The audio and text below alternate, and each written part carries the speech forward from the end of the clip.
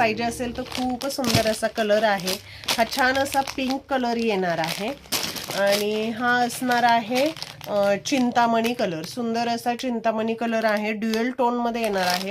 Fabric quality एकदम soft असणार आहे आणि हा असणार आहे वाईन कलर। सुंदर कलर आहेत सर्व, पण ज्यांना पण जोही कलर आवडत असेल स्क्रीनशॉट घ्यायचा आहे आणि व्हॉट्सअप करायचा आहे। छान असा हा मोरपंखी शेड बघू शकता, खूप सुंदर आहे।